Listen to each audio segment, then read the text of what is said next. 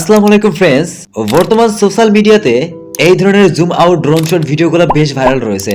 তাই আজকের এই ভিডিওতে আমি আপনাদেরকে দেখিয়ে দিব নিজের ছবি থেকে মাত্র এক ক্লিকে কিভাবে এই ধরনের ড্রোন শট ভিডিওগুলো তৈরি করবেন।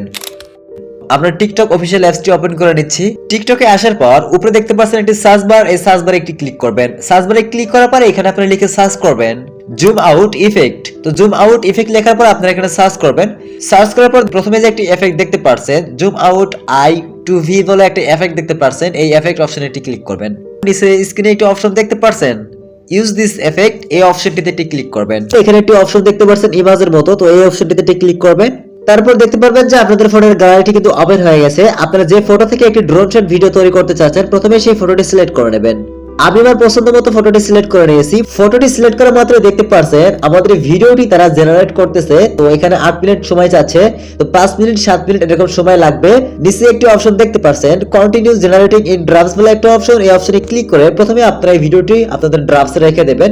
একটি ছবি থেকে ভিডিও রূপান্তরিত করার জন্য 4 থেকে 5 মিনিট সময় লাগতে পারে। তো 4 থেকে 5 মিনিট পর আমরা পুনরায় আবার টিকটক অ্যাপে ব্যাক করছি। তারপর আমি আমার প্রোফাইল আইকনে একটি ক্লিক করছি। প্রথমে একটি অপশন দেখতে পাচ্ছেন ড্রাফটস বলে, আমরা এই ড্রাফটস অপশনে ক্লিক করব। ড্রাফটসে ক্লিক করার পর দেখতে পাচ্ছেন এখানে 3টি ফটো দেখাচ্ছে, মানে একে একে আমি 3টি ফটো এখানে ড্রাফটসে রাখছি। মাঝখানে একটি ফটো দেখতে পাচ্ছেন, এই ফটোটি আমি একটু আগেই এখানে এক্সপোর্ট করেছি। ফটোতে ক্লিক করে আপনারা ফাইনাল রেজাল্টটি দেখতে পাচ্ছেন।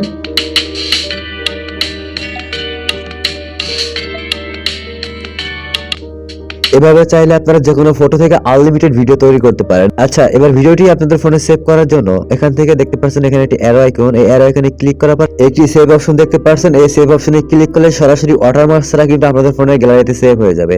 এছাড়া আপনারা টিকটকে আপলোড করতে পারেন। আর হ্যাঁ, এখানে প্রথমবার এসে ট্রাই করলে হয়তো একটা ফাইনাল রেজাল্ট নাও পেতে পারেন, বাট 2-3 বার ট্রাই করলে কিন্তু আপনারা একটা ফাইনাল রেজাল্ট পেয়ে যাবেন।